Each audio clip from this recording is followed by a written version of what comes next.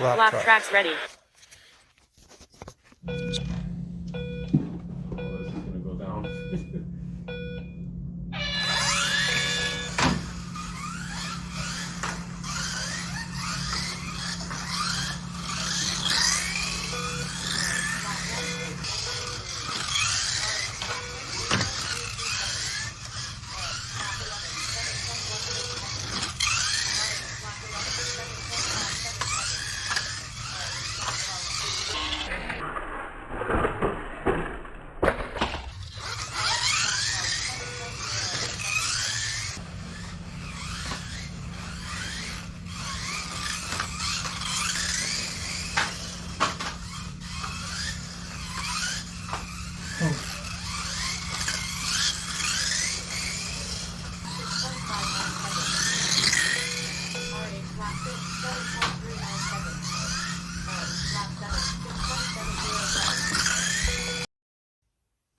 All right, guys, I'm going to run you through the setup of the LapTrax system. It's pretty simple. Once you get the hang of it, I'm just going to turn my car on here, the one that I'll be using to race. You'll have to calibrate it, and I'll show you what I mean in a sec. Okay, LapTrax ready. So the mode that we'll be using is color tracks. I could be wrong, but the color track seems to be the only mode that you can use for multiplayer or racing multiple vehicles. So we're going to go ahead and start the color tracks. Color tracks mode. Camera on. Set locations exposure lock.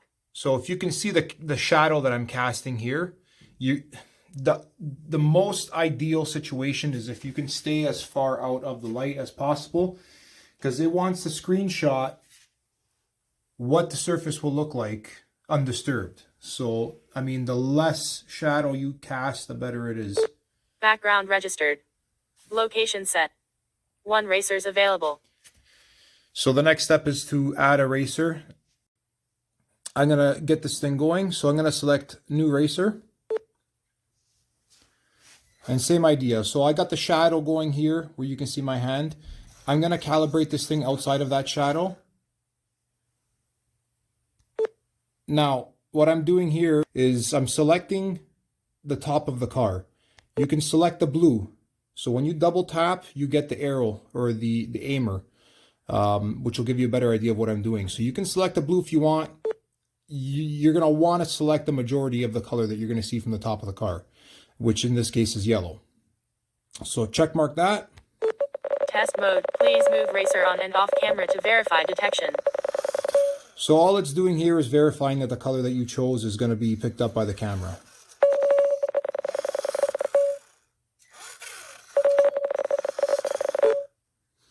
And that's it. So change your racer name. We'll do AMG. Save. Save again. New racer registered. Racer added to race. You can see the flag that's beside AMG is yellow to match the color that's selected. You can change that to whatever you want. So that's it for the setup. We're literally ready to race. 1 racer selected. Swipe right for race options. So if you swipe right, you have a bunch of different options here. We're not going to get into the nitty-gritty. I'm just going to show you quickly how to set up and start racing. These are all personal preferences. You don't have to adjust any of this just to start racing, so I'm not going to get into them. So I'm going to tap the lap area. If I go to the left of the lap, it'll go down in quantity. If I go to the right, if I click on the number 19, it'll go up. So we're going to drop this down to 10 laps.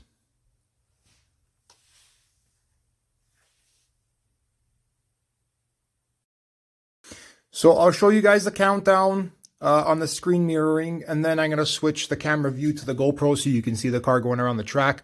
Hopefully you'll be able to hear the comments that come out of the phone from where the GoPro is set up. I'm sure it's loud enough that you'll be able to catch it. So to start the race, all you have to do is tap on the numbers there and it'll start the countdown. I programmed 10 seconds before the countdown starts, so it gives you time to, set up your camera, sit down, get comfortable, and then the countdown will start. Countdown started. 10 seconds.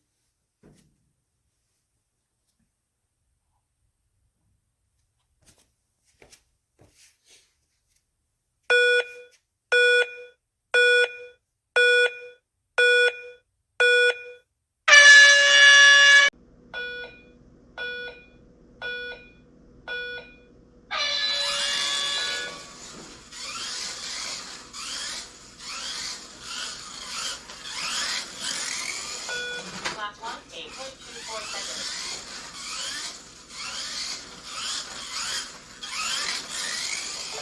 Lap 2, 8.02 seconds. Lap 3, 6.70 seconds.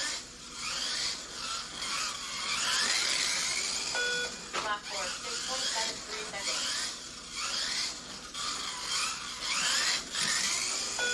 Lap 5, 7.02 seconds.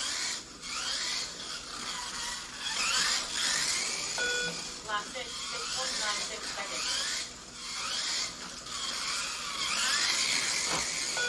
Lap 7, 7.00 seconds.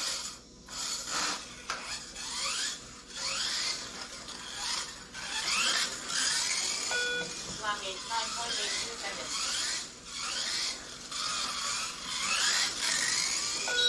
Final lap 8. Lap 9, 6.76 seconds. Race summary.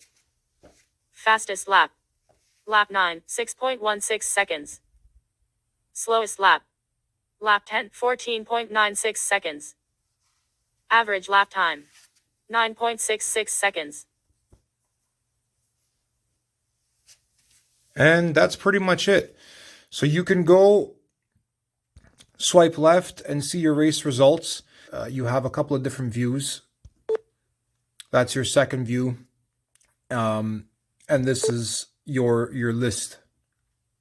And that's pretty much it, guys. There are other options that you can turn on, like I told you before, but this is how it operates for the guys who are just interested in racing. You can mess around with the other options. You can turn this scrapbook on, and you can get a race finish. So it'll actually screenshot the car going through the finish line every lap. It takes up a lot of space on your phone. You have to go through the pictures and delete them and all that stuff. So that's why I have it turned off. But if you guys are running a tournament at home, you can take some close snapshots for close calls on the finish line. If you're going to be going to a track, I highly doubt you're going to be seeing a timing system like this. They would probably want to see something more on the professional level. But for home stuff, guys, it's been working great. I can see all the progress that I'm making with every mod that I'm doing. So it's a good tool for tuning, that's for sure, and for home track personal use. Anyways, guys, I hope you enjoyed this video. I hope it helped you guys if you guys were looking for something similar to this. If you have any questions, just drop them in the comment section below. And don't forget to like, subscribe to my channel.